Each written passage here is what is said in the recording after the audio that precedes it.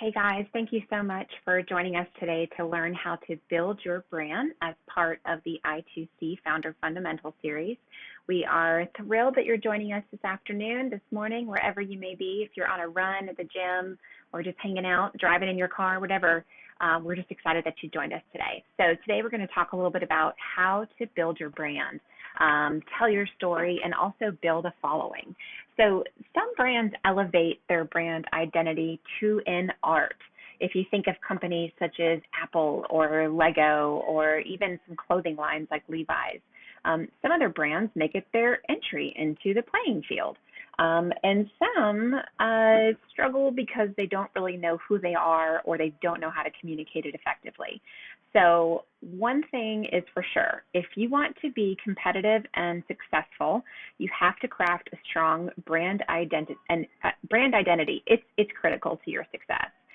When you can successfully communicate who you are, you can also better communicate with people and form the strong relationships that you need for long-term success. So we're going to cover that today during this session, but not only are we going to cover how to develop your brand from scratch, but we're also going to include tips around whether or not your current branding strategy could use a potential refresh or not. So stick around and thanks for joining us. So first things first, kudos to you for taking part in this podcast. We are, as I mentioned, we're very excited that you're here. Obviously, you're looking to beef up those branding skills, so we're going to help you do that today. And just a little bit about us. My name is Megan Nibbins-Tannett, and I founded Flourish in 2018 with the premise of helping businesses find ways to establish long-term growth paths. So we are a full-service strategic marketing and public relations company based in Huntsville, Alabama, and we've been in business for a little over 3 years, and we absolutely love what we do. We get to partner with businesses of all sizes in a variety of different industries and help them create their strategic growth paths, and then we implement those strategies on their behalf. So we have a lot of fun at what we do, and we're very thankful for the I2C over at the University of Alabama in Huntsville. They're doing amazing things for the startup ecosystem, so if you haven't checked out their resources, please be sure that you do. So I'm going to start off with this quote because I think it's really important from Jeff Bezos. You know, he's kind of familiar, a little bit successful, but he says your brand is what people say about you when you're not in the room. And I think this is really important because, you know, your brand is something that is really your reputation, your identity, who you are as not only as an individual, but as a company, especially as a company. So when you think about Coca-Cola, what do you think about? And when you think about the NFL or Pizza Hut or Mountain Dew or Taco Bell, all of these big name brands, think about how they make you feel and what you think about them. That's in essence their brand identity that they've worked really, really hard to achieve. And unfortunately, some negative things can also occur that can, you know, do some negative things to your brand, but this is something where you've got some control over and you really want to pour your heart and soul into it as you start to build this out. So, you know, having a strong brand can really help you with a couple different things. It can really help elevate your message based on what it is that you're focused on as an individual or a company. Obviously, it strengthens your organization not only on the outside, but on the inside as well. When your team and your employees and your key stakeholders really understand the brand identity and understand the story behind who you are and why you are the way that you are as a company, they have a vested interest in seeing you succeed.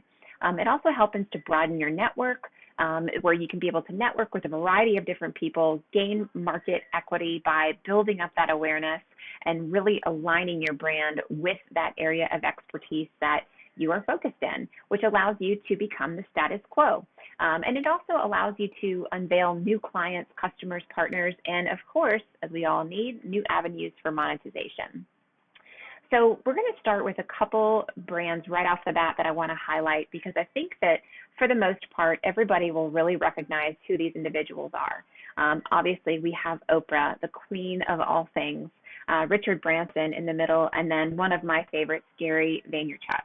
Now, each of these have have done a very, very good job at establishing their brand. Now, granted, these are personal brands, but within these personal brands are also corporate brands that are associated with who these individuals are, what they stand for, how they behave, what they talk about, what they align their values with. And so each of them have a very, very different brand identity.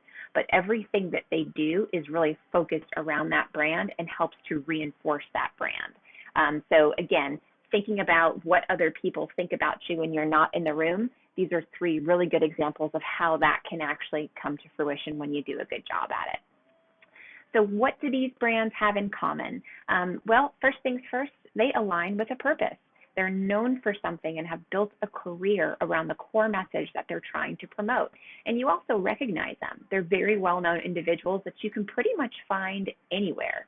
So you think about Oprah. You can find her through her various websites, on TV, through a podcast, in magazines, on social media, at speaking engagements when she actually goes out and about and speaks to large groups.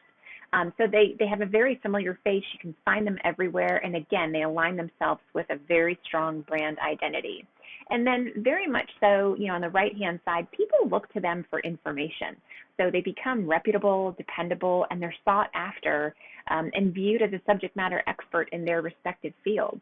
So Gary Vaynerchuk, I love, love, love him. And one of the things that I immediately align him and his brand with is entrepreneurship, because he gives great advice around entrepreneurship and starting a business and how to manage the hustle. And he just gives a lot of great inspiration. So people will look to him for guidance around these particular things. So what we're going to do is jump into an exercise of how you can actually create your own brand. So one thing that I just want to highlight is that your brand is so much more than a logo. The definition of branding is the outward expression of a brand, including its trademark, name, communications, and visual appearance. A brand identity is really sort of the sum total of how your brand looks, feels, and speaks to people. And sometimes that even includes how it sounds, how it tastes, how it feels, and honestly, even how it smells. Think of the Westin Hotel, you guys. If you've ever stayed at a Westin Hotel, you know that the second you walk into a Westin property, it has that beautiful scent that is permeated throughout the entire facility. I found out the other day what that is, so I'm totally hooked and I'm going to go get it. But you can also, your brand also resonates down to the scent. So this slide is really, really important because I want to, again, reinforce that a logo is so much more than, or your brand is so much more than just a logo. It has to translate across so many different things. So when you think about your brand and you think about what that means, it's not only just that logo, but it's how you represent yourself on your website, how you portray your brand and your subject matter expertise in video and photography, what type of colors you use to represent your brand. There's all these different things that really encompass what a brand is, and it's so much more than just your logo. So I really think it's important to highlight that your brand really, really needs to be distinct, memorable, scalable and flexible, cohesive, and easy to apply. So think about those things: distinct, memorable, scalable, flexible, cohesive, and easy to apply. Those are all of the things that you want to think about when you're developing your brand. All right, so let's jump into how to actually develop your brand. So first things first, step number one, I want you guys to identify your purpose. Why do you exist? Of course, you can take this and it can be applicable to not only your personal brand, but also your corporate brand as well. So what I've done here is I've listed out a couple different purposes behind some big name brands that you probably recognize. So Column 5's vision, they kind of have their vision and purpose together, where they talk about how they exist to help people build a future where everyone can live healthy and fulfilled lives. So I love that. So this is who they are, this is why they exist, and this is what their purpose is. I love Casper's too mattresses. They say, we believe sleep is the superpower that charges everything people do. I love that so much because this is who we are, this is what we believe in, and this is what we want to accomplish. So first things first, you've got to figure out your purpose. either as an individual or as a corporation. What are you here to do? And what are you here to determine and figure out that way you can solve a problem for your customers? Next, you really want to nail your vision. So what sort of future do you want to help create? And so here, taking some of these, again, previously from when we were talking about your purpose, Casper, their vision, we are here to awaken the potential of a well-rested world. So the purpose of why you're here and what it is that you're trying to do. I love Alzheimer's Association. It's simple, but to the point. They want to create a world without Alzheimer's disease, period. That backs up everything that they do as an organization, which I love so much. I love Uber's vision as well. Smarter transportation with fewer cars and greater access.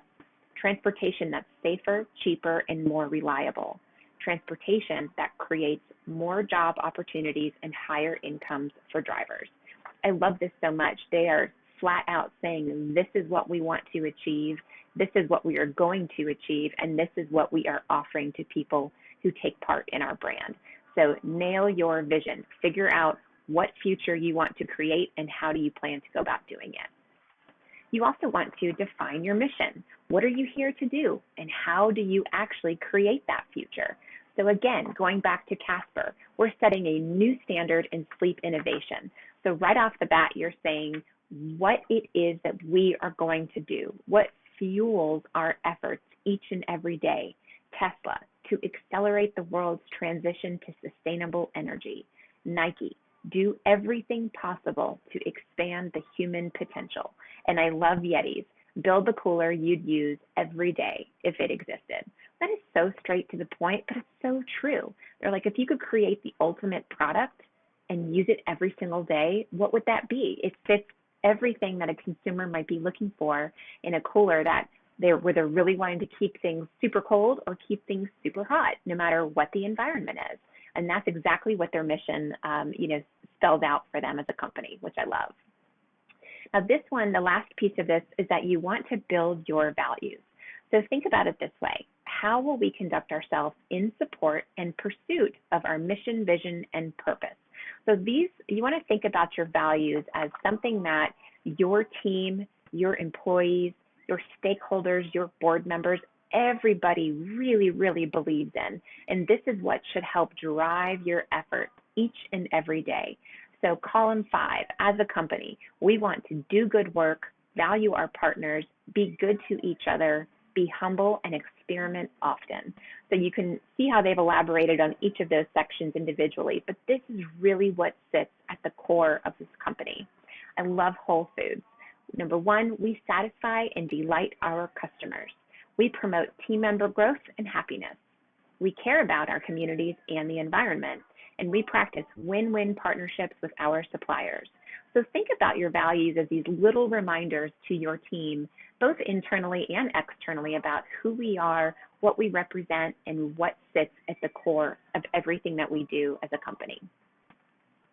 Okay, so once you've got the values and the purpose and the mission and the vision figured out, that's really your internal process that you want to focus on. Once you've done that, you want to actually start looking outward. So there's outside variables that really need to play a part in what this looks like as far as building your brand. So now that you've developed kind of those core branding elements, you want to kind of step outside and consider these factors. So first things first, you have got to know who your competitors are. You need to know who you're up against. That way you can differentiate yourself as much as possible. The last thing you want to do is to develop a brand and a logo that looks like someone else, especially someone you're competing against. You've got to be your own company and showcase those amazing skills and services that you have to offer. So you want to know how you're different, how you're similar. There's a whole competitive analysis that you can go through from a marketing perspective that will really, really lend some great insight into this process. But from a branding perspective, you've got to know what that environment looks like, who you're up against. That way you can create a brand identity that is very, very strong and allows you to stand outside from those competitors. Secondly, when you're looking outward, you want to identify and define who your target audience is. What are their pain points? How do you want them to feel about your brand? You guys, I can't tell you how many customers that we talk to that are at the early stages of building their companies, and they really don't know who their customer is. They say they do, but when you really start to peel back the layers and dig deep into what those customers are really all about, what they care about, what their demographic is, what are the core pain points that they have as a consumer, and how does your product or service actually, help them achieve their goals? You've got to know what those things are, because all of those things play a role into what your brand identity should be. It should start with the customer. If it doesn't, and it starts with something else, you need to make sure that you feel really, really confident about what that something else is. Because ultimately, your brand and your logo and your brand identity is what's going to be the face of your company. So think about your customer. Also, you want to think about what your brand voice is. So I love this. There's a lot of exercises you can go through, from a logo perspective, but you want to think about how you want others to describe your brand. Do you want to be fun, sassy, super conservative, down to earth? Do you want to have a really kind of quirky sense of humor? You need to think about how you want that brand voice to be represented. And again, how do you want people to feel about your brand? Do you want them to feel empowered? Do you want them to feel as though they're in a trusting relationship?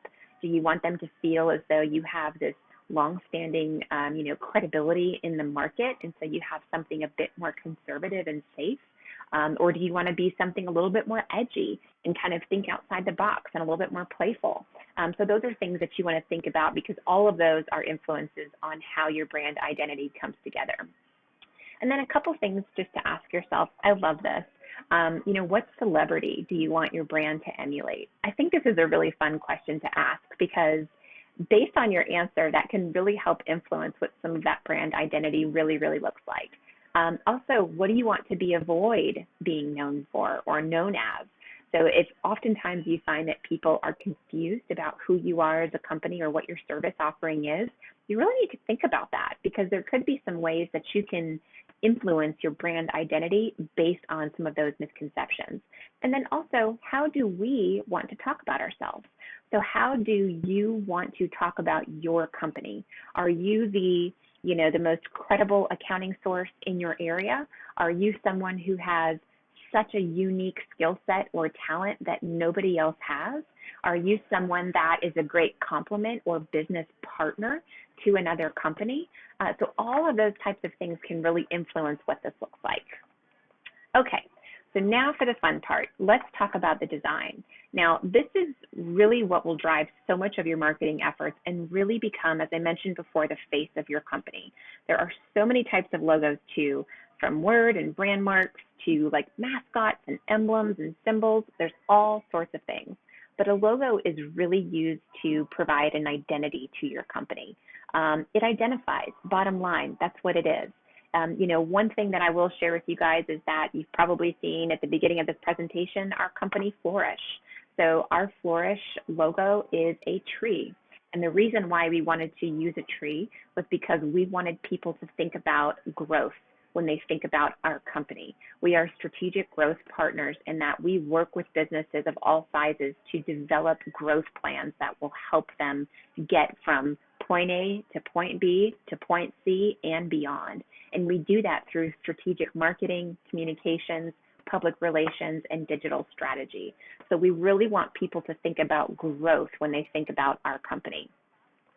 All right, so there's a couple different steps that you can take to develop a logo. There's a variety of different things that you can do here, but we've kind of refined this list down to 5 core things.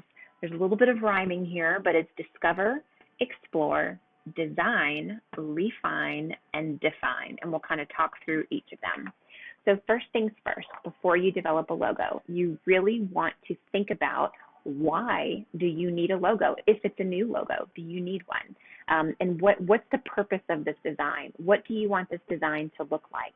What's the meaning or story behind it? Again, going back to Flourish, when people see that tree, they think about growth. They think about Flourish. They think about something that is thriving and doing so in a very successful way.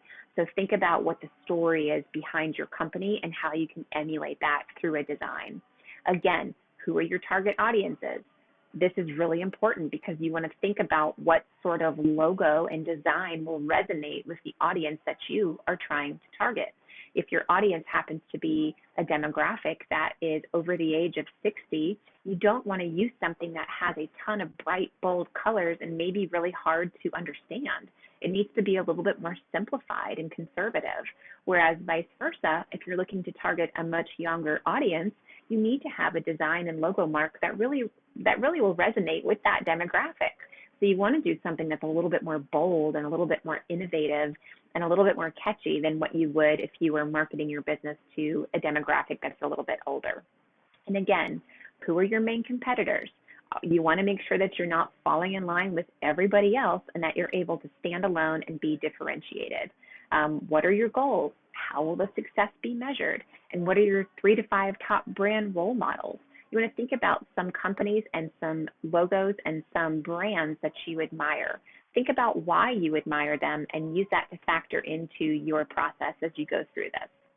The second piece of this is to explore. So you want to research some basic design principles and understand the meaning behind certain colors, styles, typographies. Believe it or not, you guys, there is an absolute science behind color theory and design theory. This was something that I was not familiar with until just a couple of years ago, and it blew my mind. There are absolute meanings and emotional responses to the types of colors and fonts and typography that you use. You may not even recognize it on the surface, but subconsciously those colors will create a different emotion and response to something. So take a look at that and make sure that you factor that in as part of your process. I've also included a couple of sites here that we love, Dribble, Behance, and Brand New, that really showcase innovative and new design work that's been developed over the recent months, and it gives you some really great inspiration and ideas for design trends. So next, after you discover and explore, you want to design and figure out, with all of this data that you've got, really sketch out a few ideas and figure out what you think would be ideal. Me personally, I can't draw to save my life. I'm not a very creative person in that regard, but I can absolutely try to explain to someone what my vision is. And so me sitting down with someone who has the graphic design skills to pull that together is really, really key. If you don't have those types of resources at your disposal, or if you happen to be on a super, super tight budget, you can absolutely do this for very low cost. There's a couple different resources here, Vector, Inkscape, and Taylor Brands. I've personally used Taylor Brands before. It's fantastic. Fun fact, we developed the Flourish logo using Taylor Brands. And that was a little over 3.5 years ago, and it still stands and we still love it.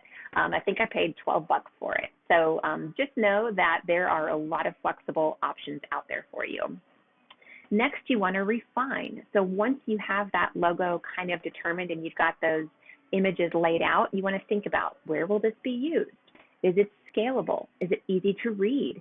Is it evocative? Does it instill certain feelings and certain purposes behind it that people will get to understand easily? When you think about it being scalable, how will that design look on a business card, on a website, on letterhead, on packaging, on stickers? I mean, you name it. The list of where your logo can be demonstrated goes on and on and on. So you don't want to come up with something that's overly complicated or something that really needs to be explained every single time. If it's a very abstract mark that just doesn't really resonate within your space, and you're always having to explain, oh, well, our logo represents this and this and this, that's a barrier, guys. That's a barrier. So you want to make it easy for people to understand who you are and what your brand identity is actually representing. And then lastly, you want to define. So once you have a logo developed and you feel really good about how that can be easily scaled out, you want to think how that can be treated. And what this means is that you need to have a brand guideline established.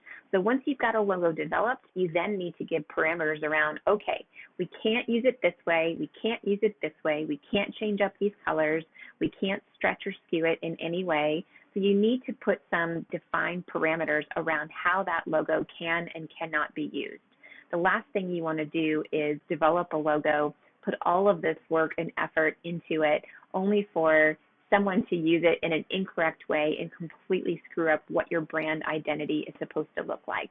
So that's where a brand guide or a style guide will come into play, which you can also get through some of those resources such as Vector, Inkscape, and Tailor Brands, or you can have a designer develop that for you. And that's something that can be a simple one-page document that just provides guidance around how your brand can be used. So I want to just reiterate this fact as well, kind of going back to what I talked about earlier, how your brand really needs to be able to scale and translate across multiple platforms. So you want to make sure, again, the logo design will work across a variety of platforms, from your website to print to t-shirts to swag bags, whatever it is. You need to make sure that it's able to be used across multiple platforms. You also want to pick a color palette that's complementary to the logo. So if you develop a logo that happens to be one shade of red, don't stick with just that one shade of red. You can lean on a variety of different free tools that are out there. Adobe Cooler is probably one of my favorites. They provide palette recommendations based on a select color that you choose. So for us, if we were to put in that turquoise blue of the Flourish tree that we love so much, Adobe Cooler is going to give us recommendations on what the best complementary palettes look like. That way we can use some complementary colors elsewhere. That way everything's not blue, but maybe it's blue with a little splash of pastel pink, or maybe it's our blue with a splash of beige. It just adds a little bit of variety to the logo, but complements that color. You also want to think about the typography, as I mentioned before. Come up with what your primary font is going to be, and then your secondary and tertiary typeface as well. So what you have on your website or in a printed piece of collateral, or even in social media graphics, you could have 1 to 3 different types of font that you use. So in that brand guide, once you develop that logo, you also want to determine what those select typefaces are and stick with those. That way you have brand consistency all over the place. You also want to put some parameters around what type of photography you use, if any. So if you decide to use a lot of stock photos with your initial business launch, think about photos that really have a very similar look and feel to them. That way they're just not all over the place.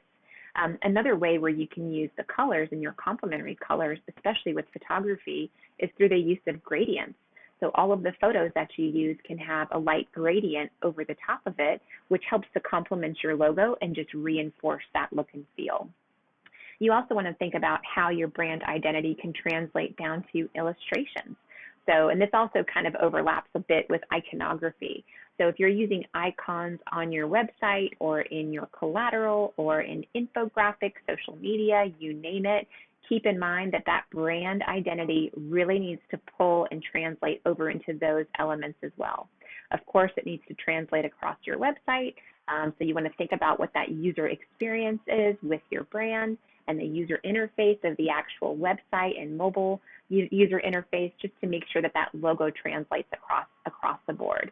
And then, of course, anytime that you're using any video or motion graphics, you want to also be very consistent with that logo and, carry that through any data visualization components that you might have if you're doing a presentation, or again, if that's in a rack card or, any sort of infographic or social media component, whatever it might be. Every single thing that you use to communicate on your company's behalf needs to be part of your brand. Very, very important. So I wanted to go ahead and just showcase a couple of examples, and I apologize if this color or this picture isn't as clear as I'd like it to be, but this is an example of how you can take a brand and carry it across multiple components. Now the look and feel here is very similar across the board with the different shapes of the orange, the beige, and then the black. But you can see even on the business cards how you have a slight variation in how that brand is translated, which is great. So everything doesn't look exactly the same, but in essence, everything will complement each other, which is exactly what you want. Here's another demonstration of how a very colorful brand is translated throughout multiple variations. This is very bright, this is very cheery, this is very fresh.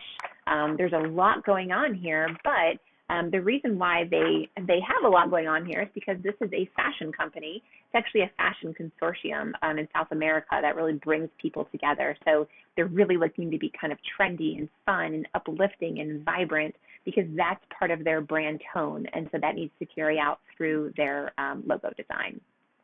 Here's another one as well, design branding. You can see how they use the D as sort of that letter mark as part of their logo, but it also represents the actual design in design branding, which I love. And they've also created a little bit of a B out of that element as well.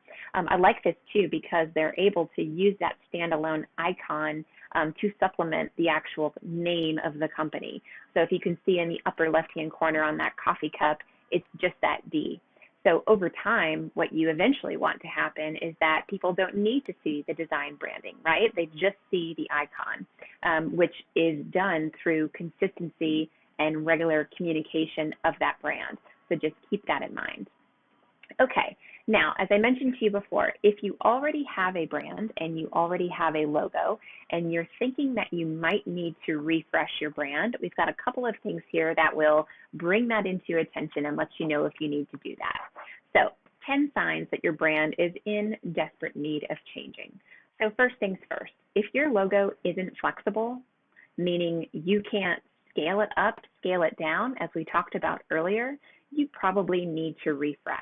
If you've designed a logo that does not look good in digital marketing and it does not look good in print marketing and it's a variety of so many different colors that it's just really hard to translate that across different platforms, you probably need to refresh it. Also, if design matters more than the brand experience, you probably need to change that. And what I mean by that is, although design is an extremely important part of this process, if you lead with design versus lead with the brand experience, you are doing something wrong, because what that's going to do is not allow the brand to resonate throughout to your audience the way that you need it to. Unfortunately, what it's going to do is it's going to complicate things, and people are going to be, questioning what this is about. They don't understand. It's just too much going on. So don't try to lead with something that's just so differentiated that it's just going to confuse your customers. Also, if your brand messaging isn't working, it's probably time to do a little bit of a refresh. If you're constantly finding that you have to explain yourself to people and go through your elevator pitch multiple times to people, that's not a good sign. So you want to think about updating and adjusting that messaging. That way it's very simplified, easy to understand, and will resonate well with your customers. Also, if your brand is visually inconsistent, if you go to your website and you go look at your business cards and you look at your letterhead and you look at, those t-shirts that you ordered last year and everything looks different, that is not good, guys. We're going to need to refresh that. So you want to have consistency. No matter where you look for your company and your brand, it needs to be very, very similar, if not complementary to each other based on the medium that you're promoting it on. If your packaging is outdated, that needs to be updated. If your brand identity looks like the competition that you're going after, you have got to change that, guys. You've got to stand out, be differentiated, and make sure that your customers know who you are and don't confuse you with anybody else. One thing that I really like about this is thinking about if your current brand doesn't reflect your values. So again, going back to what we talked about earlier, your values are super, super important, as they, in essence, is what your company believes in. So if those values and what you believe in as an organization does not come through in your brand identity, that's probably something that you're going to need to adjust. You follow too many design trends. Don't try to put all sorts of design components into one logo. It's just going to be overwhelming. If you've got 14 different colors, that's probably too much. If you've got, the company name, an icon, a tagline, a design, element that's going through the logo that's got this rainbow gradient on it, y'all, that is way too much going on. Okay, you've got to simplify it and make it easy to read, easy to understand, and not something that people have to really take a minute and kind of cock their head and digest a little bit. Also, if your brand is expanding, if you are building this brand in a very massive way, and you have multiple products and services that are sub-brands, you really need to think about that hierarchy and how you build that brand. That way it can scale up and it can scale down in a very easy way. And then also, if you don't have a brand style guide, you need to create one. A brand style guide is really going to be the guidance and your guiding light to all things design and how you actually implement that brand. So if you have somebody that is going to design your new website for you, guess what? They're going to ask you for a brand style guide. They're going to want to know what type of fonts you want to use, what type of complementary colors you want to use. They're going to need to get your logo in a variety of different variations and different types of formats. So you want to think about all of those different things, and those are elements that will go into your brand style guide. Really, really important. Okay, so now that you've got your brand identity figured out, what do you do with it? You want to promote it as much as you possibly can. So you want to make sure that you engage with your employees, your stakeholders, your board members, and anybody else that may have an influence over how your brand is represented. And we kind of talk about this a little bit down this list, but you want them to be brand ambassadors. So for my team at Flourish, I want to make sure that they all completely and 100% understand who we are, what we stand for, what our values are, what our company mission is, and how we roll. Bottom line, if they can't tell that story just as clearly as I can, I am doing something wrong. If my team is not an ambassador for our company and an ambassador for our brand in any discussion where that topic may arise, they don't have the tools they need to be successful. So this needs to be something that is communicated and is communicated often. You also want to promote your brand and tell your story. People want to know who you are, why you started, where you came from, what inspired you to go down this path of starting a business. That story, guys, believe it or not, is a really, really great way for people to connect with you. People love authenticity. They love truth. They love being able to establish a relationship with somebody. And even though you may never come face to face with that customer, being able to portray that story and resonate with somebody on an emotional level is going to create a connection that is much deeper than simply being transactional. So think about that. Also, you want to make it easy for people to find you. I know this sounds like a no-brainer, but you shouldn't hide how people can be able to engage with your brand. Don't hide your story or the about section. Don't hide your logo. Make it easy for people to be able to find you. Give new clients stickers. Put it on your website, of course. Come up with some swag that you can give away to people. Talk about the brand often. Create business cards that are beautiful. This is one thing that I think is often overlooked because of how digital our world is right now. But we invest a lot of money in our business cards. And I can confidently say that probably 98% of the people that I've ever given a business card to have stopped, looked and felt our business card and said, "Oh my God, these are beautiful. Where did you get these?" And they like them because we've invested a little bit more money in a higher quality paper, and it's smooth and it's rounded and it's embellished. And it's through a company that we use called Moo, M-O-O. They create absolutely beautiful business cards, but it's an impression. And the second somebody gets that and they feel it, they get a slight understanding for who we are as a company. We focus on high quality, we focus on good experience, good customer service, and that resonates and translates through our business card. You also want to develop a tribe. So in addition to creating your ambassadors and having your key stakeholders really be able to tell that story, you want other people to do that too. So I love it when brands really encourage their audience and their following on social media to take photos and use the hashtag for that particular company. I love that so much because it gets the customers talking about the company, which is such a great way to organically spread the message behind that brand. So develop a tribe, encourage people to want to rally behind who you are as an organization and give them a reason to do that. And then also too, in order to get your brand out there, collaborate with influencers or other strategic partners that can help elevate your message. So does it make sense for us as a marketing and strategic public relations firm to team up with maybe a local area nonprofit where we can give some pro bono time to help out that organization.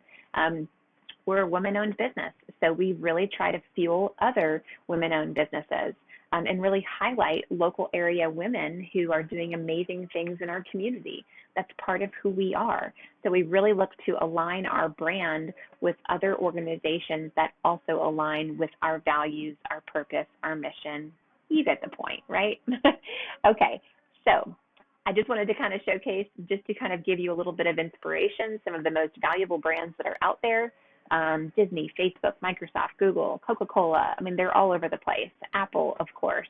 So think about when you're developing your brand and your brand identity, think about these organizations and become inspired by them. Think about what is it about Apple that really makes you, that just creates a memorable experience for you. For me, I like to geek out when I get a new Apple product because their packaging is so beautiful. I think their packaging sometimes is more expensive than the actual product inside of it, but guess what? I get so excited, and that creates an experience for me unlike any other product that I open. And I will say, I have found a lot of different products that try to compete with that, but they have set the standard for what that experience looks like from a packaging perspective. If you think about Amazon or even Google or even Microsoft, this trickles down to customer service. One company that's not up here is GoDaddy, and I personally love interacting with GoDaddy. Their customer service is probably the best customer service out of any company that I've ever engaged with. And let me tell you, 9 times out of 10, when you call customer service, it's not for a positive thing, but they somehow turn it into a positive experience, which I just love so much. So that really sits at the core of who they are. And then same thing with Disney. If you think about Disney, if you've ever been to Disney World, you know that that brand is so powerful and so strong, and it's all about memorable experiences, really for any age, which is such an amazing thing that they've been able to achieve. And that takes a lot of work and a lot of effort, but they've done such a phenomenal job at that. So hopefully these companies will lead you with a little inspiration, and just kind of help guide you down this path of creating your brand identity. And if you ever have any questions and you need some help with branding and building your brand and how to get that out there, you feel free just to reach out to us. We're more than happy to help, and we look forward to supporting you. Best of luck, guys, and hopefully you can tune in to our next podcast series, which will air in a couple of weeks. Talk to you guys later.